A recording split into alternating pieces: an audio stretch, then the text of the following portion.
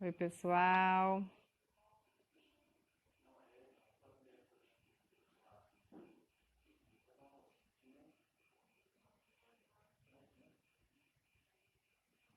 Oi, Célia. Oi, mãe. Oi, Roseli. Vamos esperar um minutinho o pessoal chegar. Vocês que estão entrando aí, já me dá notícia de vocês estão me ouvindo bem. Se vocês estão vendo direitinho, escutando direitinho.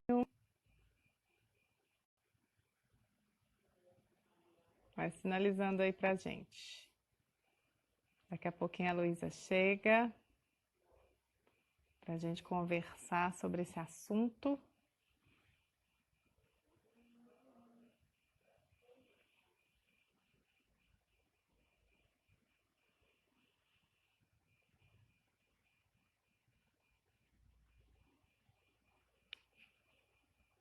Deixa eu ver se a Luísa já está por aqui. Ainda não.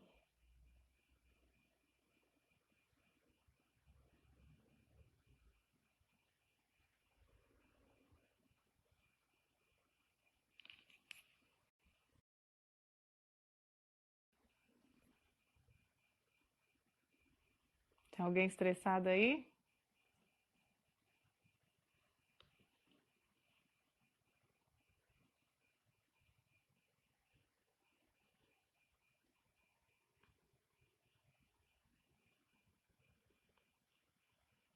Ei, Amanda. Ei, Jordana. Me conta aí se vocês estão ouvindo direitinho.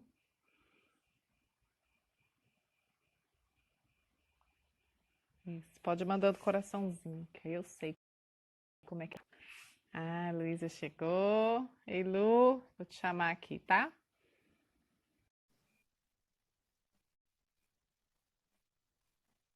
O pessoal tá chegando. Ei, Olá! meu nível de estresse está altíssimo com essa internet. Ah, não, não faz isso não, Tô vindo aqui Vai, ensinar, né, os malefícios do estresse é, contínuo. vou deixar a live de hoje gravada para você assistir de novo, para você entender qual é o efeito do estresse no sistema imunológico. Falar em frente ao espelho, né? Ai, que bom te ver, que delícia! Pessoal chegando Delícia. aí, Brenda, Silene, Luana, todo mundo chegando, pessoal da Criar Estratégica. Por enquanto tá tudo bem. Pessoal, tá ouvindo bem aí, depois que a Luísa entrou? Camila, eu te ouço bem. Fala mais aí. Ótimo, Lê. Ótimo. Então, falo. Então, vamos lá. Ah, conversa comigo, fala comigo. Ô, Converse Lu, comigo. delícia te ver, tô com saudade de você, a gente só se encontra assim, né? À distância. Não é, Lê? Mas Coisa. sempre juntas, né? Sempre juntas. Distantes e próximas ao mesmo tempo. Então, Exatamente. pessoal, essa é a Luísa Malta, dispensa apresentações, mas eu vou fazer assim mesmo.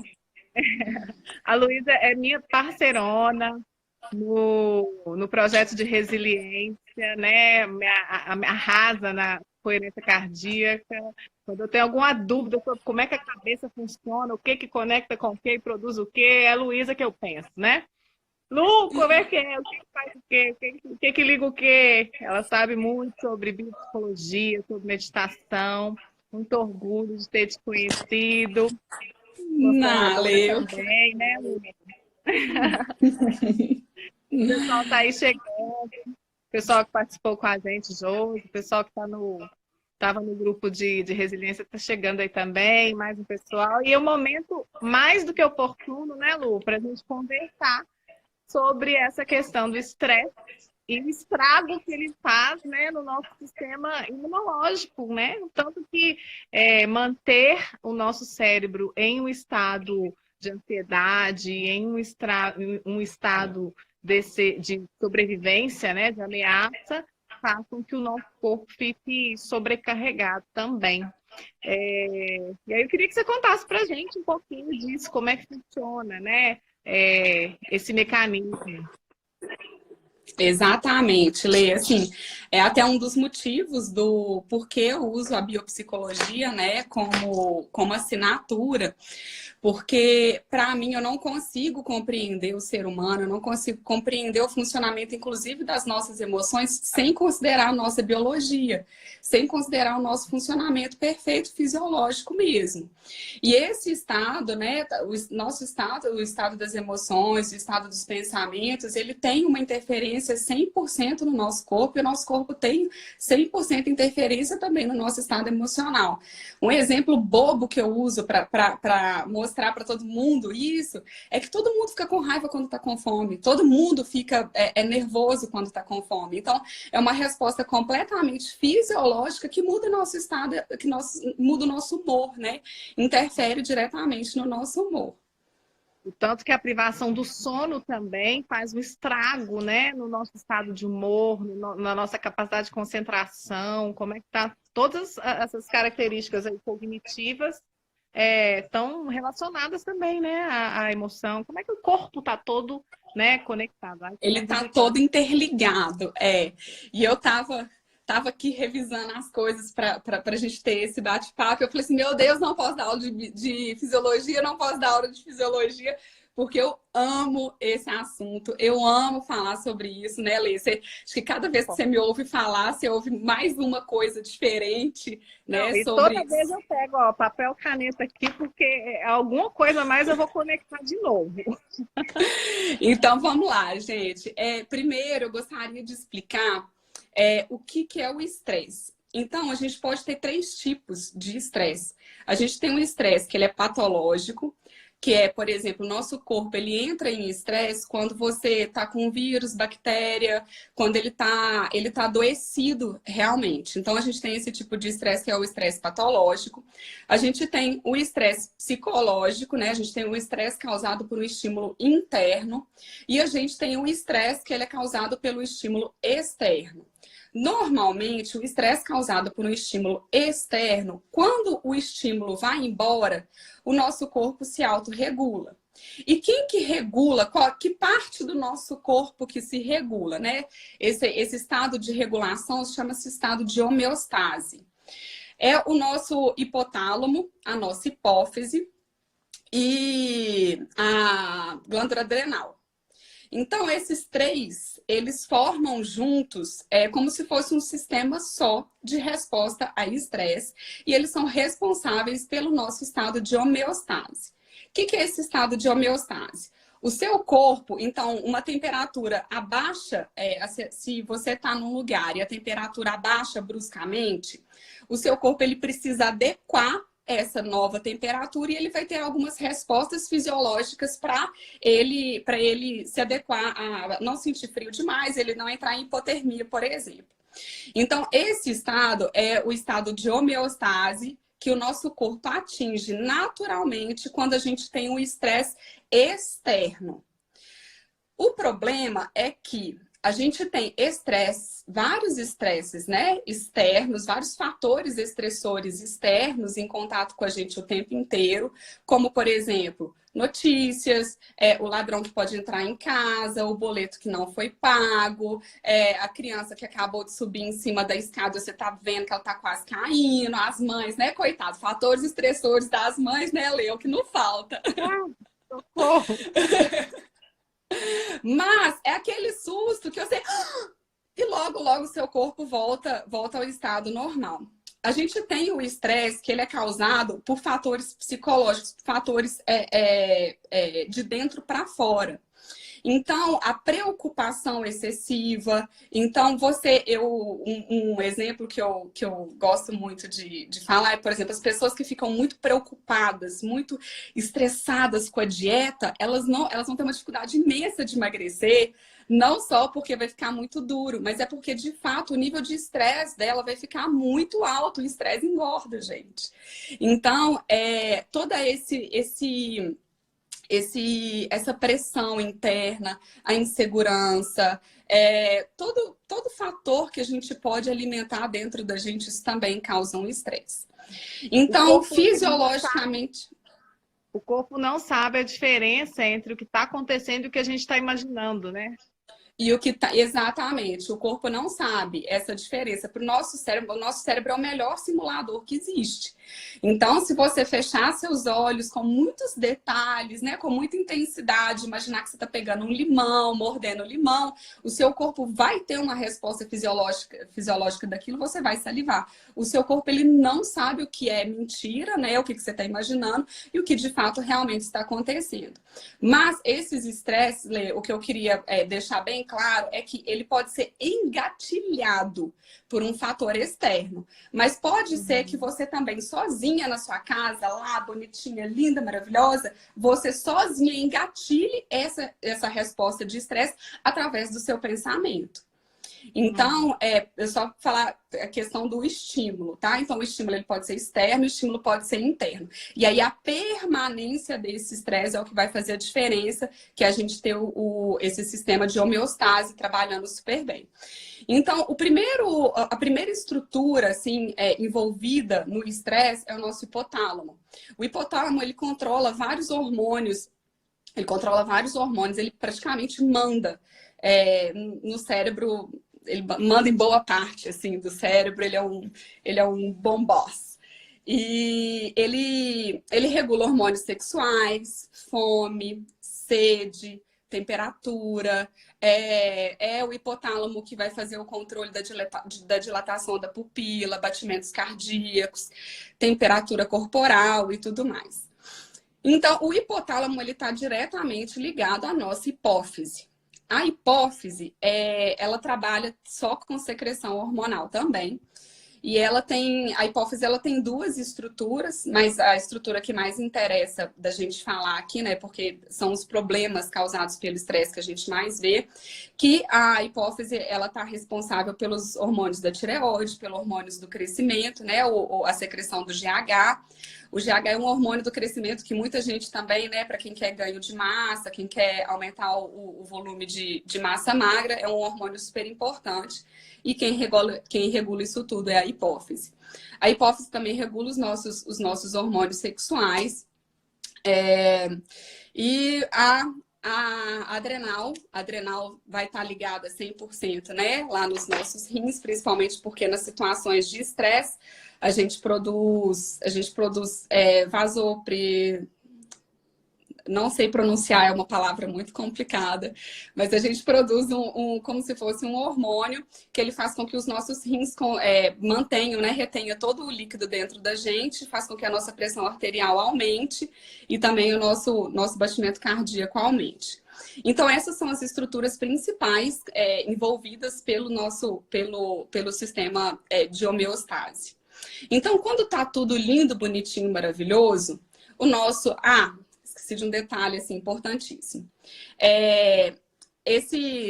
Essas três estruturas, elas estão diretamente ligadas ao nosso sistema límbico, que também é um sistema de sobrevivência. Dentro do sistema límbico, a gente tem a estrutura da amígdala, a gente tem a estrutura do hipocampo e a gente tem algumas outras estruturas, mas essas são as mais importantes. Então, a amígdala recebe todas as informações do mundo, todas as informações de fora.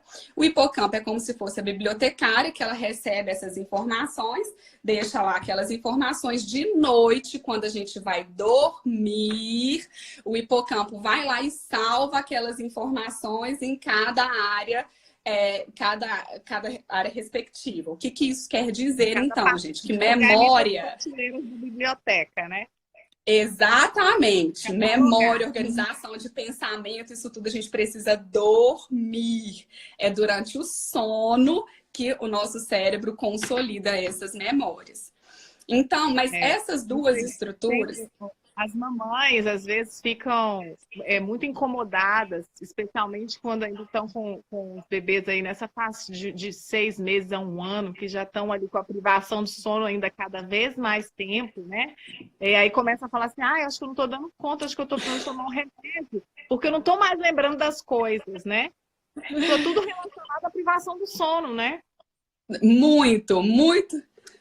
É muita informação técnica, Jô. Vamos mudar a linguagem, então. Obrigada por falar, viu? Mas é porque eu gosto muito de falar da fisiologia e eu acredito, gente, que quando você entende que, apesar de sermos duas psicólogas, né, conversando sobre estresse, é uma coisa que é fisiológica e a gente precisa dar atenção a isso.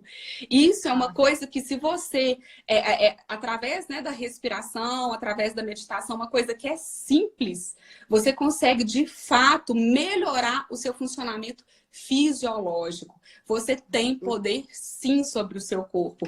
Então, eu amo realmente falar e reforçar. O que a gente quer mostrar é que, assim, as consequências são naturais, elas vão acontecer em função da realidade. No caso, né, a Ana Paula está aqui com 2 bebês, está congênitos lá, minha comadre. E é claro que essas consequências vão acontecer, mas o que a gente quer mostrar é que existem ferramentas para a gente equilibrar, né, Lu? Para a gente equilibrar, é isso mesmo. É isso mesmo. Vou explicar tudo direitinho. Então, a homeostase, a gente voltar para o nosso equilíbrio. Então, você levou um susto, você teve um estímulo estressor, seja interno ou seja externo, o seu corpo vai regular. Só que ele pode demorar um tempo a mais para regular ou não. Cortou ou foi? Até aqui eu te ouvi normal. Então tá, ele pode demorar mais tempo ou não para se autorregular. Esse estado de homeostase é fisiológico também. Você não precisa fazer nada. A única coisa que você precisa fazer é parar de atrapalhar, que o seu corpo se cura sozinho. Então, esse sistema de homeostase trabalhando a nosso favor, né? Esse estado de homeostase, ele é atingido naturalmente. E quando a gente tem esse estímulo estressor, seja externo ou seja interno, ele vai acionar também todo o nosso sistema límbico. O nosso sistema límbico também está ligado, conversa diretamente com todas essas estruturas, né? Principalmente a amígdala, que é a fofoqueira da história. Então, quando entra o estímulo externo, quem recebe é a amígdala e a amígdala que vai lá fofoca para o hipotálamo. Aí o hipotálamo tem toda a secreção hormonal e seu corpo já reagiu sobre aquilo. Então, tudo isso, quem que está envolvido nisso tudo também é o nosso sistema nervoso autônomo, principalmente no sistema nervoso autônomo simpático. O nosso sistema nervoso autônomo simpático, ele não tem nada de legal, ele não tem nada de simpaticíssimo. Ele realmente coloca a gente para cima, mas ele coloca a gente para cima demais. Então, o que acontece é contração, batimento cardíaco aumentado, né? Você vai ter vasoconstrição, então a mão vai ficar gelada, os pés vão ficar gelados, você vai concentrar a maior parte do seu sangue no seu tórax, nos órgãos principais. Por quê? Para o seu cérebro, o estímulo o boleto e o leão que vai te comer é o mesmo. Estresse é estresse, medo é medo. Então, ele tem medo do boleto comer um pedaço do seu braço e você precisa ter uma reserva de sangue até para você conseguir fazer alguma coisa. Então, concentra o sangue todo na sua caixa torácica. E isso tudo, a gente tem o nosso coração, ele está diretamente ligado a essas estruturas através de um nervo que desce, que é o nervo vago. Nosso nervo vago abraça nosso coração com mais de 40 mil axônios. Então, são as perninhas do neurônio que faz a comunicação. Então, o sistema límbico, o hipotálamo, tudo mais, entrou em contato com o estresse, a informação desce direto para o coração vai ter um acionamento maior simpático. O que é isso? De contração. A média cardíaca vai subir, então seu batimento cardíaco vai acelerar e tudo mais. Gente, quem mais que está envolvido nesse sistema, no sistema nervoso autônomo, que é importantíssimo, que a gente regula. Então, até aí você não regula seus batimentos cardíacos, até aí você não regula sua secreção hormonal, até aí você não regula sua pupila contrair ou dilatar, até aí você não regula o seu rim, reduzir líquido dentro dele ou não. O que você regula do seu sistema nervoso autônomo? A sua respiração. Então, a respiração, ela é a porta de entrada que a gente tem para comunicar com todo esse sistema que está voltado para a nossa sobrevivência. A única porta. A única porta de entrada. A única porta de entrada. O que que normalmente acontece, né? Então, o nosso cérebro, imagina que eu estou dividindo o cérebro aqui, essa parte de cima do cérebro, que é o nosso córtex. O nosso córtex, ele tem funções mais elaboradas, ele tem funções racionais. A gente racionaliza tudo isso. E todas essas reações fisiológicas ao estresse que a gente está falando é o que a gente chama de subcortical. Ou, né, algumas pessoas podem chamar de não é preconceito, não esqueci o subconsciente. Isso, subconsciente, desculpa. Subconsciente que está lá nas nossas emoções também. O hipocampo está envolvido no nosso subconsciente. Então, o que que acontece? Isso tudo, o nosso cérebro, então, ele fica como se fosse dividido, né? Se eu preciso pensar em um momento em que eu preciso sobreviver, o seu cérebro vai ser muito seletivo sobre o que que você precisa pensar. Porque você não precisa pensar, você precisa contrair o músculo e correr muito rápido. Você não precisa racionalizar muita coisa. Né? Quem já teve ataque de pânico, quem já teve crise de pânico, sabe que a visão fica turva, porque você enxerga foco. Você enxerga foco, você precisa ser objetivo, você precisa cair fora, você precisa ser certeiro, né? Então, você não tem essa comunicação do seu cérebro pensante e do seu cérebro estressado. Você não tem como virar para você e falar assim: ô, queridinha, tá tudo bem, fique tranquila, viu? Ô, tireoide, secreta hormônio bonitinho para mim, que isso não vai funcionar, não adianta. Não adianta você parar e ficar falando para você mesmo. Primeiro, né, Lu? Ela vai, todas as vezes que estiver envolvendo sobrevivência... Não, envolveu sobrevivência, acabou. Acabou. Exato. O resto do cérebro vai ficar desligado e o foco é não morrer. O foco é não morrer, exatamente. O foco é não morrer. E aí, então, o que que acontece? Então, o foco é não morrer, não tô pensando, não adianta. Você pode ter razão? Pode ter razão. Você pode estar ciente, tipo assim, poxa, tô ciente que eu tô estressada, ok. Mas não é através do estímulo de pensamento que você vai conseguir atingir uma resposta corporal. Não é com a força do seu pensamento que você vai conseguir mudar essa função de sobrevivência. Você consegue se você usar a porta de entrada que você tem, que é a sua respiração. Porque dentro disso tudo, você tem essa porta de entrada que está escancarada para você regular o seu sistema nervoso autônomo, que é a sua respiração. Até porque antes de querer usar o pensamento, você tem que acionar de novo o córtex para ele voltar a funcionar, né? E a gente só vai conseguir fazer isso se eu entrar em um outro estado de funcionamento, né? Se eu entrar em outro estado de funcionamento, exatamente. Então, o pensamento, ele fica como se for, o nosso cérebro ele fica como se fosse dividido. Ele fica embotado, isso chama embotamento. A gente fica com o embotamento do nosso córtex. E todas as nossas outras estruturas voltadas para a sobrevivência, elas ficam hiperativadas. Quando a gente tem essas estruturas hiperativadas, se você está precisando sobreviver, o seu corpo não vai secretar, por exemplo, hormônios secundários, como hormônios sexuais. Se você está precisando sobreviver, ele não vai produzir testosterona, o hormônio folicular, não sei o que também está envolvido muito, principalmente na mulher. Então, ele não precisa ganhar massa muscular e ele não precisa crescer. Então, o que vai acontecer com a hipófise? Ela para a produção de GH, ela para a produção de todos esses hormônios, que eles também são da nossa fisiologia, também são da nossa sobrevivência, mas eles são como se fossem secundários, né? E isso tudo também entra... Daquele programa, acho que você já falou dele comigo também, que é o Largados e Pelados, né? Onde solta Ninguém quer transar no Largados e Pelados.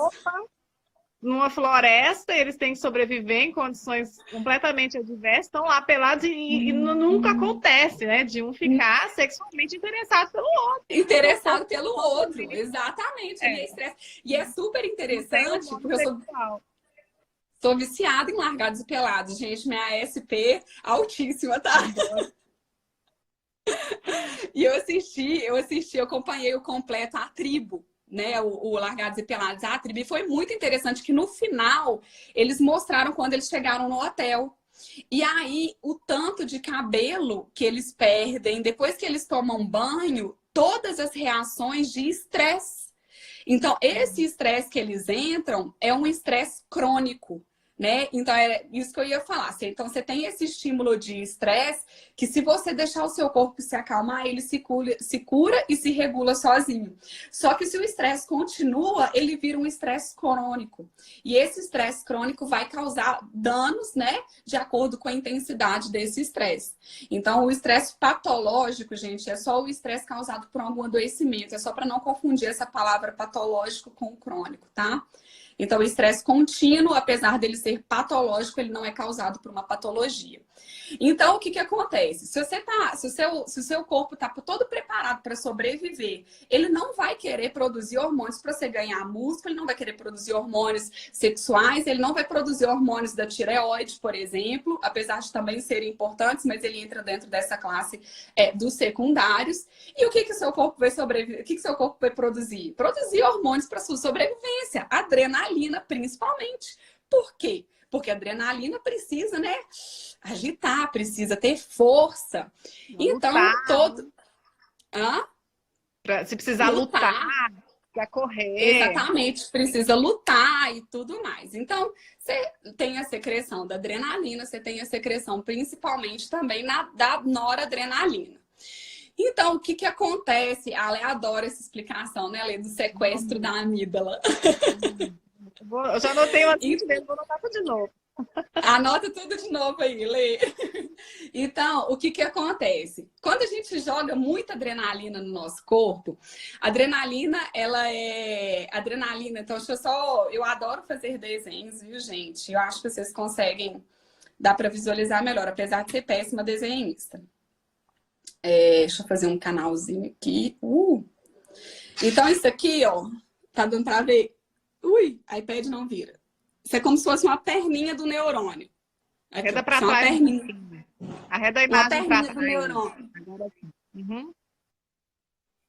Ui, perninha do neurônio. No nosso neurônio tem um tanto de canal. Imagina uma mangueira. A gente tem uma mangueira que a gente tem uma pressão imensa de água dentro dessa mangueira. Para essa mangueira não explodir, a gente faz um tantão de furinhos ao longo dessa mangueira, né? Então, o nosso neurônio, ele é assim, ele tem a entrada, né? Ele recebe o estímulo e ele tem como se fosse um tanto de furinho para dissipar a energia, para que ele possa se comunicar também com o meio externo com mais facilidade. Então, esses furinhos vão saindo coisas, desculpa, que tem lá dentro do neurônio. O que que a adrenalina faz? A adrenalina não faz furinho, entre aspas, na nossa mangueira do neurônio, não. Ela faz rombo, locas. Ela abre todos os canais de cálcio do nosso neurônio. Quando ela abre todos esses canais do nosso neurônio, o que que acontece com a informação que entrou? Ela vaza toda, ela não chega lá no final. Quando a informação vai saindo, porque a adrenalina abriu esses canais de cálcio, a informação não chega lá no final, no destino dela.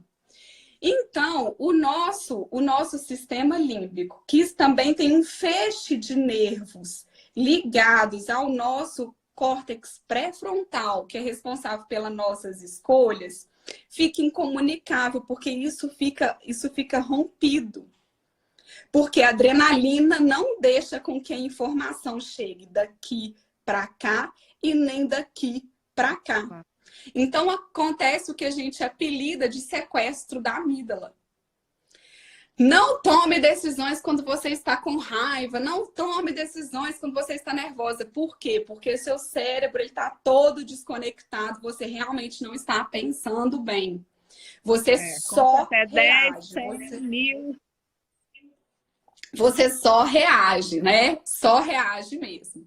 Então, gente, a adrenalina ela tem um papel muito importante na nossa. Não tô falando que a adrenalina é a pior coisa da história, a pior coisa da situação, feia, boba, chata, não. Mas a adrenalina excessiva, sim, ela causa danos, danos muito graves. Tem um negócio também que eu não sei se é importante falar, mas eu vou falar porque eu gosto de falar disso. A adrenalina, ela faz com que o nosso fígado metabolize, ele aumente, né, a metabolização de toda a reserva de glicogênio. Então, porque o nosso corpo precisa realmente de mais energia, isso aumenta o HTP, que faz com que a gente busque rapidamente, a gente cesse, né, as nossas reservas de glicogênio e a gente busque por comer mais açúcar, a gente comer mais carboidrato, né, principalmente depois dessas situações de estresse. Isso é uma das coisas, uma das mensagens que a adrenalina passa para o nosso fígado. Então, energia rápida, né? Exatamente, nesses estados a gente precisa de energia rápida. Então a adrenalina, ela vai acelerar, ela vai acionar o nosso sistema nervoso autônomo, o nosso sistema nervoso simpático, né? Vai ter toda aquela reação de batimento cardíaco acelerado e tudo mais. E a adrenalina também, ela tem uma característica que a adrenalina, ela é inflamatória. A adrenalina inflama principalmente microvasos.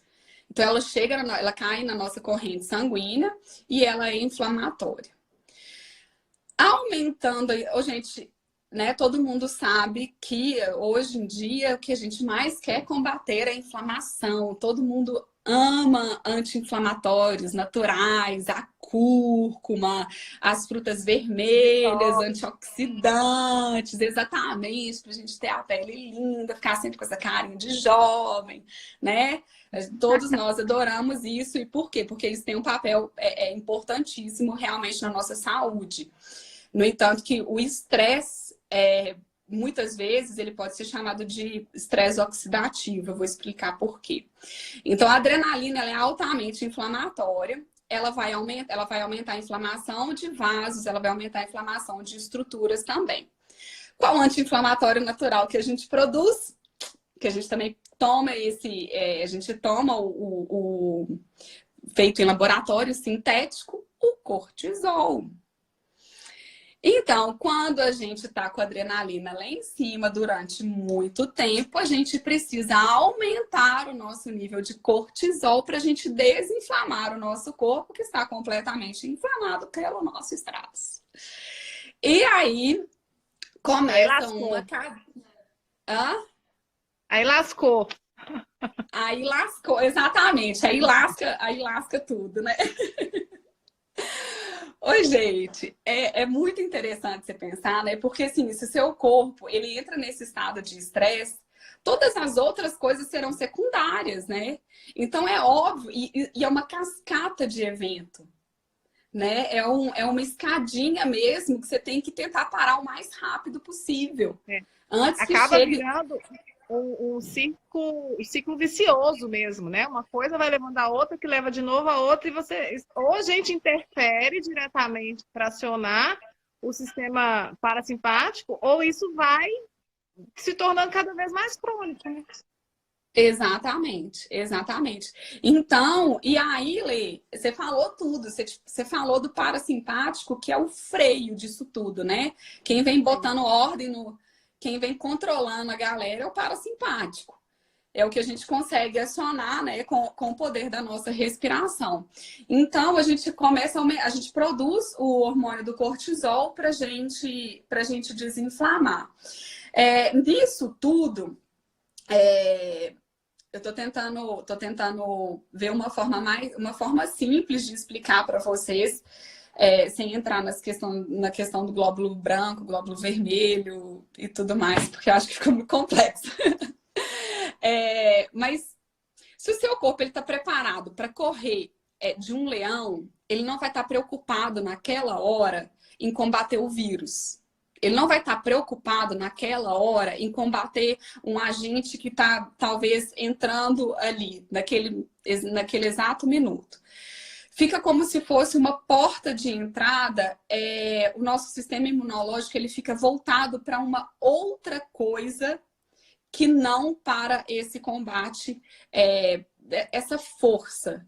Né? Os nossos glóbulos, acho que são os brancos mesmo, eles ficam voltados mais para uma produção de energia, mais para uma produção de força, sangue e tudo mais que você precisa naquela hora e não necessariamente para você combater vírus, bactérias e tudo mais. Cortisol é um dos hormônios que regula o nosso sistema imunológico. Nosso sistema imunológico, normalmente, a gente pensa sempre, quando fala sistema imunológico, a gente pensa sempre vírus, bactéria, soldadinhos, a gente atacar isso tudo. Mas todas as doenças crônicas, né, todas as doenças autoimunes, são doenças de consequência do nosso sistema imunológico desregulado. Então, se você tem um estresse crônico, se você tem essa microinflamação, principalmente dos seus vasos, né, dos vasos sanguíneos, eu vou pegar uma doença de pele, vou pegar o exemplo da rosáceas. Então, você tem a doença, a rosáceas é a inflamação dos vasos, né, que chega a aparecer assim na pele, tem as feridas, né, é como se fossem umas espinhas assim que aparecem por causa da inflamação.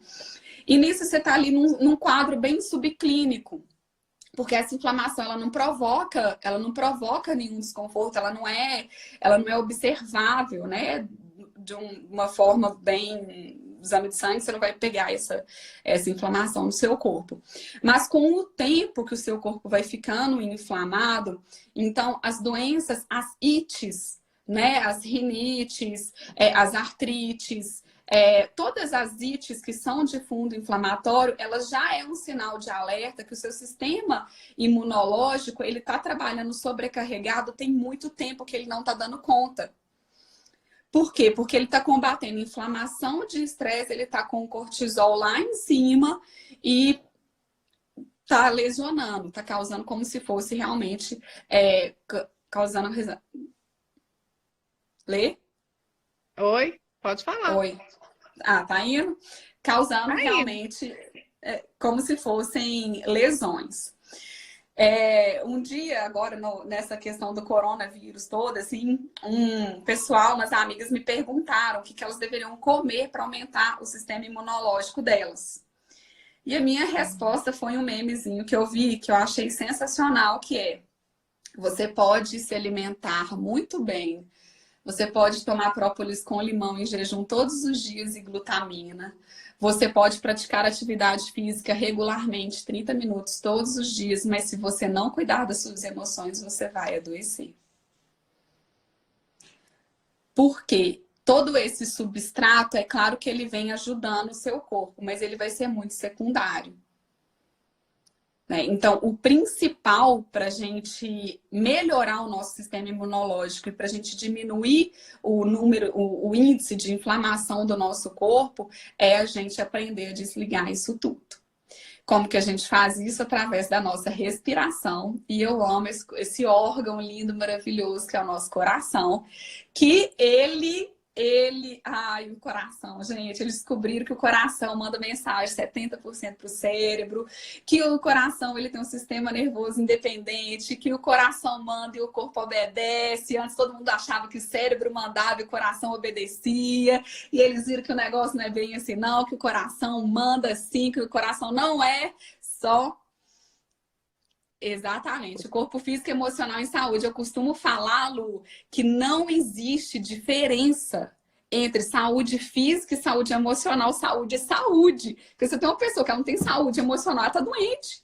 Ela pode não estar adoentada agora, enferma agora. Mas isso, com o tempo, eu não tenho dúvida que vai causar um bug no sistema imunológico dela. Né, tomara que não, que reverta esse quadro. Mas... Saúde física, saúde emocional, saúde mental também, né? A gente cuidar também do que é, como é que eu comando meus pensamentos, o que passa aqui por essa mente, o que eu deixo que fique, o que eu mando ir embora, tudo isso faz parte, né? Não tem como desconectar essas coisas. Não tem como desconectar. Isso é uma coisa que eu, assim, eu até me observo muito para eu não falar saúde física e nem falar saúde emocional, porque para mim saúde é saúde. Então, o nosso coração, eles fizeram vários estudos, e o nosso coração hoje, de fato, ele já não é mais tido como apenas uma máquina de bombear, como foi tido durante muitos anos pela ciência.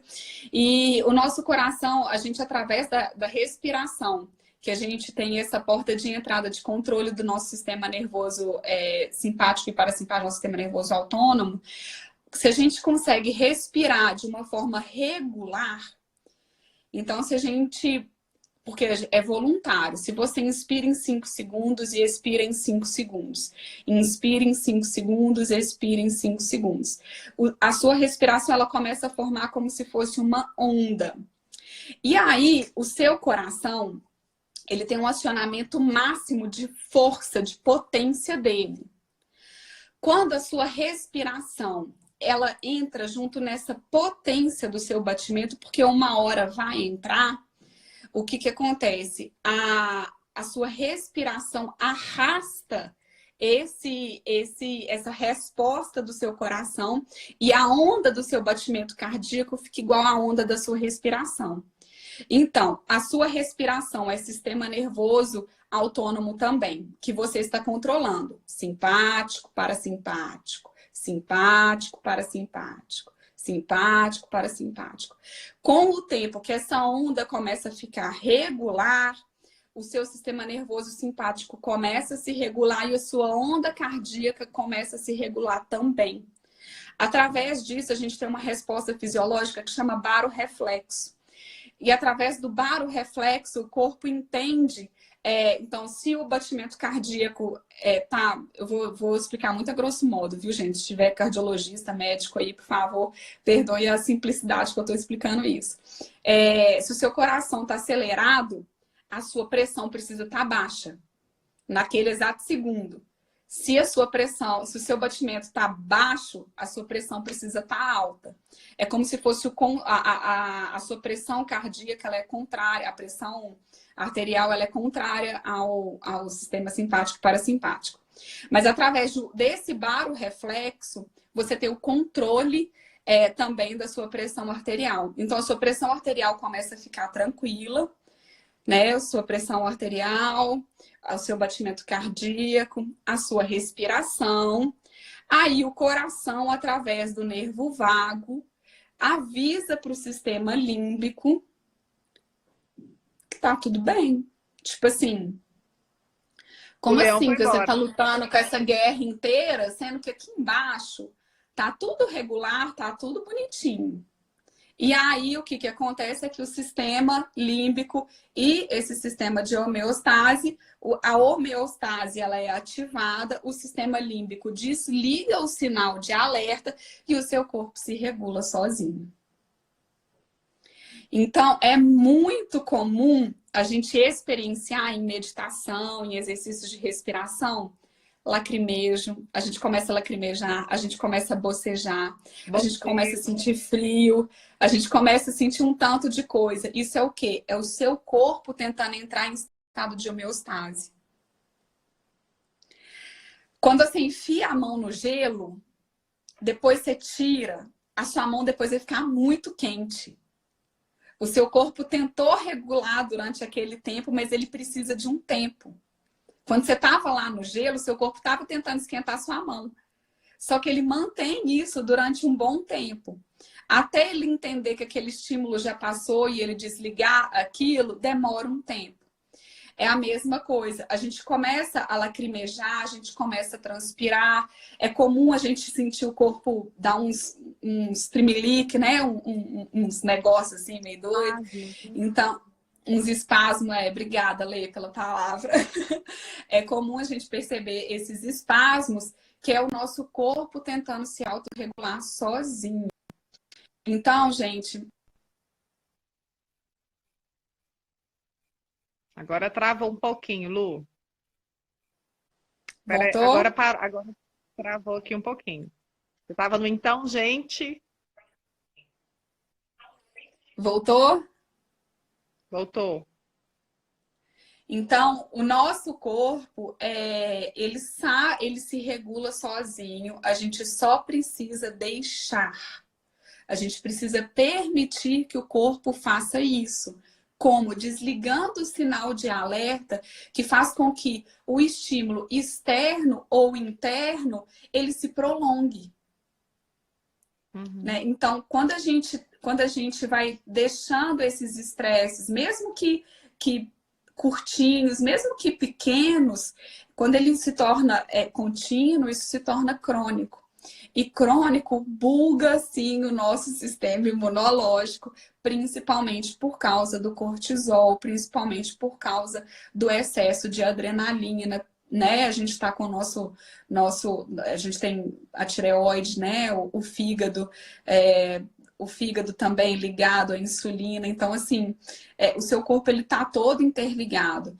E não é que você não pode se estressar, não é que um minutinho de estresse vai fazer esse estrago no seu corpo, mas é a constância do estresse pequeno ou de um estresse muito grande que vai fazer com que o seu corpo adoeça, né? Ô Lu, deixa eu te fazer uma pergunta. Quem estiver acompanhando aí, se tiver ficado alguma dúvida, pode ir mandando que a gente vai respondendo também. Eu ia falar isso, pode perguntar agora, gente. Deixa eu te fazer uma pergunta. Você falou aí dessa respiração em 5 tempos, que né, 5 tempos para inspirar, 5 tempos para expirar. Tem alguma diferença, por exemplo, aquela respiração da yoga, que a gente faz unilateral? Qual desses tipos de respirações que você recomenda mais? Tem diferença no efeito deles? Ótima pergunta, Lê. Excelente pergunta. As respirações da qual você deixa a sua expiração mais longa do que a sua inspiração, ela vai acionar mais o seu sistema nervoso parasimpático. Então, a gente quer frear o acelerador que é o simpático. A gente quer frear essa resposta do corpo. A gente quer acionar o parasimpático. Só que eu, particularmente, Luísa, eu tenho uma crítica com relação a isso. Porque eu acredito que o estado de homeostase não é a gente também entrar 100% com o parasimpático, bloqueando o simpático. É a gente estar no estado regular. Então, não é a gente nem estar acionando parasimpático demais e também nem estar acionando simpático demais. Então, essa é uma crítica que eu, Luísa, tenho, né, sobre esse estado de homeostase, que o parasimpático excessivo, ele não vai trazer o equilíbrio do corpo. Ele vai trazer o desligamento. Ele vai desligar. Apesar de, em alguns momentos, ser muito bom a gente poder parar, sim. Então, como que o parasimpático é aquela respiração que você, por exemplo, inspira em 4 tempos, expira em 6 tempos e prende o ar, bloqueia o pulmão sem ar. Aí você inspira, expira em 6 tempos e fica um tempo sem ar. Se você for observar o tempo da respiração, você não vai fazer uma onda sinoidal com o seu ritmo da respiração. Você vai ter bloqueios, a sua respiração vai ficar tipo assim, inspira, prende, expira, prende, inspira, prende. E isso dificulta você arrastar o seu batimento cardíaco para essa onda sinoidal. Então, pode perguntar. A Jordana estava perguntando aqui mais para cima, quanto tempo dessa respiração a gente deve fazer para, por exemplo, entrar na incoerência cardíaca, para acionar devidamente aí o sistema parasimpático? Ótima pergunta. Então, o mais adequado é que seja respiração ritmada. Então, não é uma respiração que você bloqueia. Então, você pode inspirar em 5 segundos, mas você pode inspirar só. Esperar o resto e soltar o ar. Isso não é a respiração ritmada. Então, você pode ir dentro do seu conforto e dentro do seu tempo, entre 4 e 6 segundos a inspiração e a expiração. O tempo para você acionar esse estado, ele é muito particular.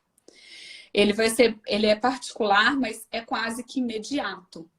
Então, a resposta cardíaca, dentro de 2 minutos, você já tem uma resposta cardíaca. Você já tem uma resposta também da pressão, né? Você também vai ter essa resposta da pressão. Vai depender muito da capacidade de resiliência, que entra aí, né, Lê, o estado de homeostase. Resiliência e homeostase estão assim, ó. Juntinho. Juntinho, que é a capacidade de resiliência de cada pessoa. Mas E a o respiração adequado. bilateral?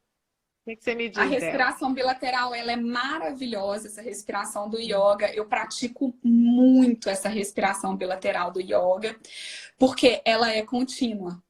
Então, a respiração adequada é a respiração em que a inspiração fique igual à expiração. Então, aqui, quando você bloqueia, naturalmente você está respirando mais lento. Naturalmente, sem fazer força nenhuma, ou seja, você está bloqueando 50%, né, do ar que entra, você já está inspirando lento. Uma respiração também que causa muito esse estado, que aciona esse estado de tranquilidade, de homeostase do seu corpo, é a respiração Ujjayi, da yoga também.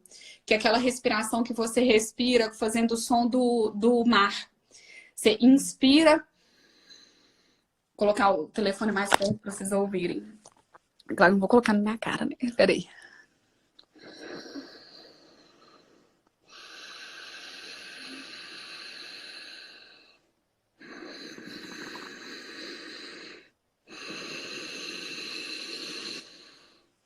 Você contrai um pouco. Na inspiração e na expiração, não é isso? E na expiração, você contrai um pouco a garganta, porque isso vai ter uma ativação vagal. Isso vai fazer com que o seu nervo vago, ele vibra um pouco, ele tem uma ativação, e aí a resposta do corpo para a mente ela fica mais rápida. Então, a respiração sempre contínua, a inspiração igual a expiração, a respiração pela garganta, o Ujjayi ajuda muito. Excelente essa respiração bilateral. E para acionar direto o parasimpático, expira mais do que inspira. Tem duas perguntas aqui que o pessoal mandou.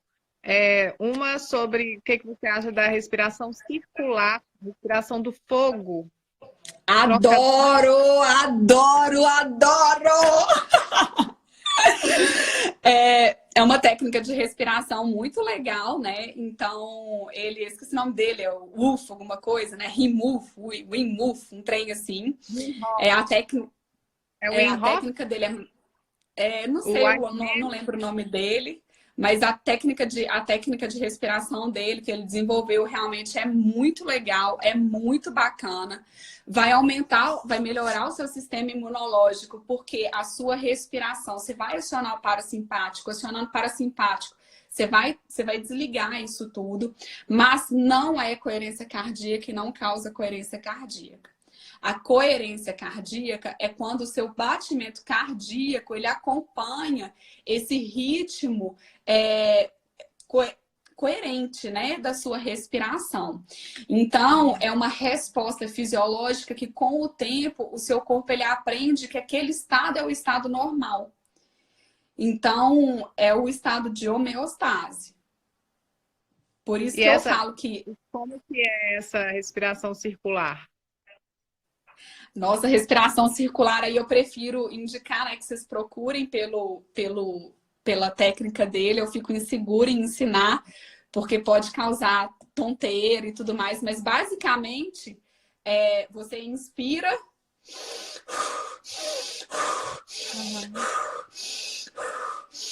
Aí você faz o ciclo de 40 respirações. Aí você prende o ar sem nenhum ar no seu pulmão por 3 minutos, se você conseguir. No mínimo por 1 minuto. E aí depois você inspira 15 segundos. E aí depois você faz outro ciclo. Então você faz 4 rodadas dessas 40 respirações, assim, né? Dessas 40 respiradas. Não sei. Se eu não estiver enganada, é a técnica do Wim Hof, não é não? Isso mesmo, é ele mesmo.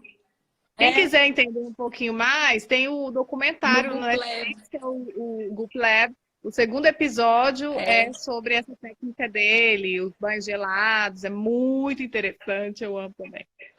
O banho gelado é super interessante porque ele tem esse acionamento parasimpático também imediato, né? Uhum. Então, o que eu queria deixar, o meu recado principal para vocês hoje, gente, é que o estresse, esse estresse momentâneo, ele não causa nenhum mal. O que causa mal é o que a gente não permite que o nosso corpo se regule sozinho, a gente acaba alimentando esse estresse, a gente fica com esse estresse mais um pouquinho, né? Às vezes ruminando. Chama Goop Lab, eu vou mandar aqui. A gente fica ruminando o GOOP. Escreve aí para nós, Luísa. vou escrever aqui. Eu estou escrevendo aqui, Goop. A gente, esse corretor automático, Goop